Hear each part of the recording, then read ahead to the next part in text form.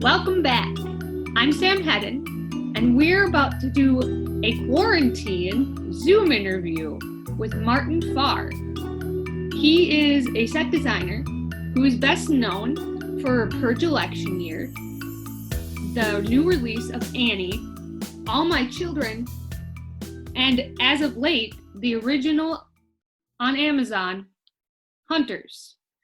I'm really excited to do this, and this is a first for me, so this is a little crazy feeling doing this from my office. I can only imagine how he feels. Hi, Martin. Hey, how's it going?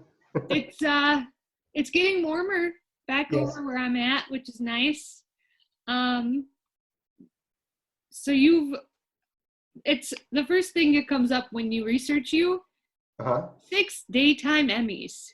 That's impressive. And then what's more impressive is nominated for 15. 15, not quite as many as Susan Lucci. Oh, well then. But I actually won more than she did. I think that's just a fun thing to bring up because when you Google you or you go to your website, that's one of the first things that happens to come up. And since we just talked about this, what was it like winning the first Emmy? Well, the first one was exciting. It was for Between the Lions, which is a children's show. And here it is, right here. They're heavy and pointy. Pointy, so they're a good tool. Got it. So yeah, it was exciting. I had been nominated before, and you go in expecting, okay, it's an honor. It's great being nominated. It's always an honor. And you go in and you're like, okay, just be prepared to lose, because that's the worst feeling ever. You get nominated, you get hopeful, and then it's like, didn't win. And there were a few shows, as I did Another World before that, and that was my first nomination. I was like, great. And then I lost, and it was a sinking feeling. So when I won for Between the Lions, it was like the best feeling in the world. And the ceremony at the time was, sorry, dog. The ceremony at the time was in New York City. So I got to go, I got to have all my friends around, and it was really, really quite special. And so that was great. And it was a lot of work. Between the Lions was really fascinating because it was one of my first jobs dealing with puppets. And so when you're art directing or set designing for puppets, everything's 3/4 inch scale. Oh. Everything has to be smaller. Right. So, and then you also had to design for people doing this, right? Because the puppeteers are like this, right? And this is the puppet. So you had to design at a height, and there were things like puppet jacks and all this new stuff I had to learn because it's so different than just dealing with normal people. Right. Well, so that was fun. So compared to that, then, what was it like with winning the 6th Emmy? Well, it was actually the 5th and 6th Emmy, because I was working at the time. One Life to Live and All My Children got canceled. And then a year later, a production company rebooted it. Go lay down, buddy. A production company rebooted both the shows. So we filmed it in Connecticut at the same time, and it was on Hulu and Apple. Oh, wow. And so we did both the shows, and they both got nominated. It was the first internet show. It was before Orange is the New Black hadn't even hit. Netflix wasn't doing anything original. No online streaming service was doing original work. So this company, Prospect Park, I believe, said, let's do this and let's put the daytime Emmys online, and we'll release it like daytime Emmys, 4 days a week. I think they tried 5 days a week, an hour an episode, and they ended up scaling it back to 4 days a week, 45 minutes an episode. Right. So it went on through the year, and then about halfway through, there was a big legal battle with ABC and who had the rights. Well, part of it was if they didn't start filming in March of that year, they were going to lose all, because they had bought the properties, General Hospital, One Life to Live.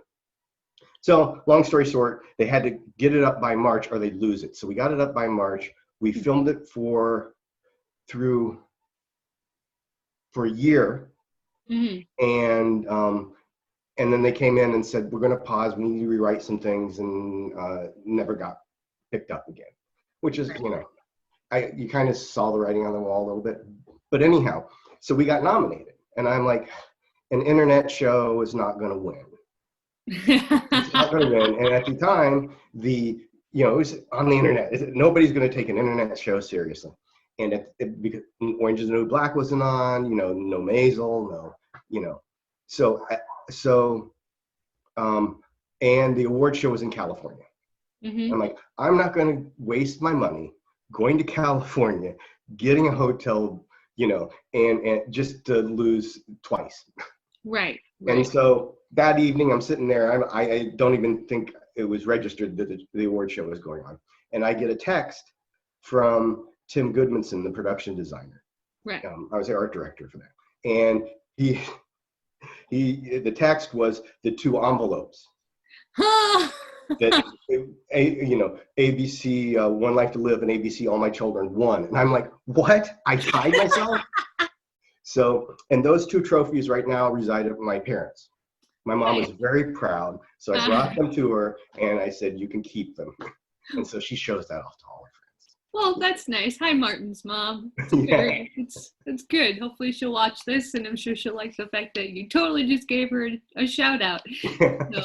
So you do art design, like movie sets and TV shows. Yes. What does your job entail exactly? Well, my job entails, depending on the production designer. The production designer really comes up with the sets in a way, but they're also in charge of all the locations, the whole grand scope of things. And my job is to, when things get built, scenery gets built, I design it, I draft it up so the carpenters can build it, I see it through the shop. Depending on the show and the designer, I have more say or less say. For example, when I was doing Annie, the production designer was right behind me. Change this, change that, move that. Okay, let's see this ceiling. Now, can you do this ceiling another way? Show me 3 versions of a ceiling. The whole Stacks apartment ceiling took a week to design because it was actually in 4 World Trade Center on the 48th floor. Wow. Was kind of interesting because it was being built at the time. So we had to go up in a construction elevator. I am acrophobic. I had to go up 48 floors in a construction elevator. And then, those are complete. They're not attached to anything, other than terrible. There was this 6-inch gap all the way around. And it was and I had to step through this gap, 48 floors up, into an unfinished space. It was really, I almost froze. And once I got through, I was okay. And getting back on the elevator was the same thing, because even I looked straight, but out of the periphery, I didn't want to look down, but out of the periphery, you can see just air. It was scary. Anyhow, so it's in a real building, and we had to deal with a fixed ceiling height. And the lighting designer was like, we need to incorporate lighting into the ceiling. And they talked about, doing the removable ceiling pieces and all that other stuff. And they ended up just designing light troughs into it, that nothing had to be removed because there just wasn't the space. So it was a challenge. So there are different challenges on different shows. That was a fun, the best, my biggest memory of Annie is we were in the Godiva corporate headquarters, right? In New York City. Well, it's the old Godiva. So they moved out. Godiva, like the chocolate? Yes, the world headquarters, they had moved out and we moved in. So it's an office building not quite set up for an art department. Right. And I was in what was basically would have been the reception area. So there's a graphic artist, another set designer, another graphic artist. We're all in this little reception cubicle that when you came off the elevators, people would come off and they'd face you, and then they'd go and they'd turn and go to the producers or whoever. Jamie Foxx would come out of the elevator singing Broadway tunes. And I never really got to see, I was busy. I was working. I didn't interact. But Jamie Foxx singing Guys and Dolls was amazing. He has one of the best natural voices. It was like, when you see a gent, and he was just walking down the hall. I was like, wow. Well, noted. Jamie Foxx, if you're watching this or you decide, take a stab at watching this, please, for the love of all that is holy, serenade me with Broadway tunes. I beg of you. Great guy, and an amazing. Some people you hear them sing a cappella, Right. with no microphones or anything. They're like, no, he's the real deal. He's the real. Ooh, noted. That's my best Annie story. I will keep that in mind. That's fantastic. Yeah. So what got you? So set design, like that's not like what got you into that? Like, Well, how did that develop? Originally I was going to be an underwater welder, a dive medical technician, and my mom, who I gave my 2 Emmys to, I said, you will not go to 2 years associate degree school. You need to go to 4 years of college. Okay, fine. Then you're going to pay for my first 2 years of college, and you're going to pay for my room and board because I'm not living at home. So there was a local college, Wilmington College, and I went there for 2 years. I did everything. I played soccer. I did some acting. I really got involved. I found that the only courses I liked were theater courses. So I learned to direct. I learned lighting design. I learned a little bit of everything. And at my second year, I decided I wanted to be a rock and roll lighting designer. Right? So I said, where's the best design school in that offers undergraduates? And I went to a school called Wright State University where Joe Tilford taught.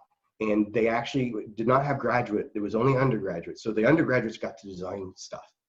Nice. And Joe Tilford now is teaching at University of North Carolina School of the Arts. He was at Northwestern for a while. He does a lot of theater, a lot of regional theater, great designer. And so I went there. They said, well, you're going to take your sophomore and freshman year both at the same time. It's going to be hard. But at that point in time, I was like, this is what I want to do. I played for a couple years, it was fun. I'm serious now. I'm taking everything serious. So I went through that, no problem. Junior year, I'm focused on lighting. And Joe's like, well, this set needs to be designed in the black box theater. You want to try it? I'm like, okay, yeah. And it was at the time it was 88, and there was an AIDS related show, and it was right when AIDS was being they were making the blankets on the White House lawn, right? And so we did this show, and my idea was like, okay, let's get the victims' clothes donated, and we'll pin them up on the walls of the theater when you come in and have the little story. And I had an idea. Right. And so it went pretty well. Jim Dubinsky, who is a writer now out in LA, he was the director and he wrote the show. It's good. So after that, Joe was like, well, why don't you do lighting and set design? Okay, sure. So I did the set design, and when I graduated Wright State, I applied to USC, University of Southern California, and I applied to NYU. NYU was crazy. I went up, I interviewed that day. I got back, they said they'd accept me, because NYU is, the time they were accepting maybe 25 students. Oh, wow. I go through NYU, I graduate, I do lighting design, I did a lot of off-Broadway shows. And I did a couple set designs for off-Broadway shows, but mostly it was lighting. When I got done with that, I got out in the real world, I started assisting designers. And the lighting designers had you track gel and dimmer circuit numbers and all this number stuff. I'm a little dyslexic sometimes, and it was tracking numbers. It was boring. So I was also assisting a wonderful designer by the name of Franco Calavecchia, and I was doing an opera. It was a wonderful opera. I was a set design assistant. I was loving it because I could draft the sets. I was building the models. I was doing something that was creative. So I did The Adventures of Pete and Pete for 3 years. It was great, non-union. So there was a lot of, I got to do a lot of things. Like I got to, help build and conceptualize the lifeguard chair that went up and down. They always had these spinning camera rigs. Well, at the time there was no, everybody's computer did not have Adobe After Effects and they couldn't run it. Right. So you had to actually physically put a card on a little motor by the camera, and then the cameraman would go like that. So I devised a little rig up with a motor that I could rheostat. I could control the speed of the card. The flamingos with a remote control head. We were all working on building like, I did you've got these flame bars, which if you're ever in a fire, basically it's a foreground flame piece, and it's just a piece of brass with holes cut in it, and they put propane in. So we did an underwater episode, and I came up with a bubble bar with the same concept that we spin the camera with it, you know. That's So, awesome. and you know, I got dirty. I did all the jobs, you know, and I got to work with the first big crew where there was a prop person, a set decorator, and all of that. And that was great. And so then I got canceled after the third year. And I decided that, okay, I worked with John drafting some shows for Comedy Central. And then I ended up working for 3 years on Another World, which was kind of fun. I was working there 2 days a week, and then they were going to do this whole tracking system on the internet because I was computer savvy. This was before there was CAD drafting. No. This was like, you know, it was 80, you know, 92 or something like that. Anyhow, I learned on the job. I learned computers. I've never had a computer class. So I did that, but they stretched it out to 4 days. And if I could get the ground plans done in time and get all my work done, I could draw sets. And so I started drawing sets. Patrick Howe was a production designer. Tim Goodmanson was the an assistant art director with me.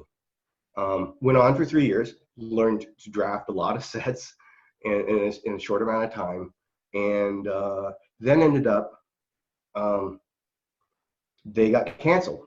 So again, I'm back at freelancing. I did the last season of Chris Rock, which was fun. It was a talk show, you know, and Between the Lions, of course. Right. And Roger Mooney, who I've learned, I think, some of the most from, as far as set design goes, was production designing for One Life to Live. And he had a boiler to do. So I said, okay, I'll do it. And then again, Mom took a picture of a boiler in this basement of a theater in Wilmington, Ohio, because it was a great boiler. And I made my design off of that, and went to the shop, and he liked it. So a month later, he called me back and said, hey, we're doing a train wreck. Would you like to do a train? And it was an Amtrak train. It was great. I said, yeah, sure. So I got to go visit Amtrak. This is way pre 9/11. They showed me their hub in Amtrak. Let me go on a train and take pictures and all kinds of measurements. And I basically duplicated. You go to my website, you can see it. Let's back up a little bit. Sorry.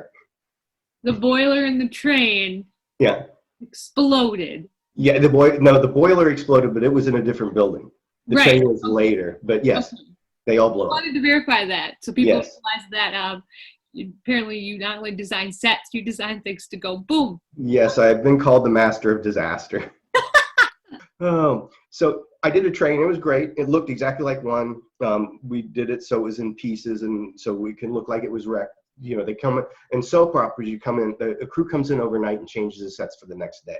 Right. So they had to take the train, make it look mangled, but not completely destroy it. And it went well. Roger loved it.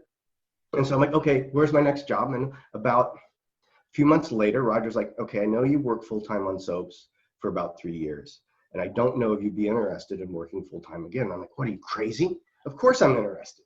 You know, because at the time, especially in New York, that was the game. There was Law and Order and the soap operas, and not Law and Order, SVU, and all the others. It was just Law and Order and the soap operas.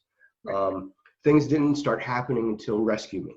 Rescue Me, thank you, Dennis Leary, was one of the first, produced television shows in New York, and we could do it in New York, you know, and there were sound stages.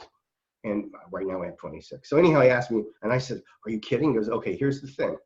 They asked him to be the production designer for All My Children and One Life to Live at the same time. Mm-hmm. He said, Martin, what I'd like you to do is I want you to draft the sets, be my set designer for both shows at the same time. And he had other crew members on both shows doing graphics and the day-to-day of the shows. Right. So that's what I did for about 10 years. Wow. It was the best experience. I did things like I did, you know, bars, the Capricorn Club. It was the heydays of soap operas where they actually spent money. Right. And so I did interiors. I did, you know, lofts and cabins and woods and bomb shelters and you know, things like, you know, Melissa Archer fell down the well and it crumbled on top of her. So I had to figure out how to do that. You know, they fall over the balcony and, you know, Master of disaster strikes again. Yeah. Yeah. And so, yeah, my two biggest ones were and it happened at the same time. Then they spent a lot of money on sweep weeks, and of course, I got a little more free reign on temporary sets because they were going to be there for a little bit, so I got to have a lot of input. And one for One Life to Live was a DC-3. The producer said, I want it like Con Air. And so they're going to death row. They're taking a prisoner to death row. They have a fight in a shootout. It hits the control panel, and the plane crashes in the mountains of Pennsylvania. Now, why they don't take a bus, dramatic license. Right. So that was great. I got to research, where can I buy a DC-3? I called Mythbusters, believe it or not. I didn't speak to the guys. Mythbusters? I called M5. It was when they were first starting, and they actually had a phone number on the website. I found the phone number on the website. I said, hey, I don't want to speak to anybody. I just want to know, what's the name of the air yard you went and did the decompression, series? They went to an airplane junkyard. Right. And they gave me the name because that wasn't on the internet at that time. Right. And so I called the guy and I said, what's the smallest plane you can stand up in? Because I did stand up and fight, but it had to be small to fit in the studio. And there was like a DC-3. So I bought an old junked up DC-3. You bought an old junked up airplane because in Arizona, we had to figure out where to cut it because it had to come from Arizona on 5 trucks to New York City. It actually cost more to ship it than it did to buy the plane. Imagine and then it got there, and the guys were taking it apart, and boy, it was junky. And the shop at ABC did an amazing job. Wow. And, swept out all the rat turds, and rebuilt the cockpit, the electric shock. I got all the instruments, but none of them worked, and they made them all light up. And I can't imagine what the shipping on that would have cost today. Yeah, what's going on? Yeah, because this was back then. Right. At the same time, we were doing a mansion. It also blew up. Of course it did. Why am I not surprised? A boiler. I hope you realize from here on out, I will. Master disaster. I will be. Your name. I have not done as much disasters since I've gotten out of soap operas. Or you can do it your way first, and then you can do it my way. And then we'll just see which is better.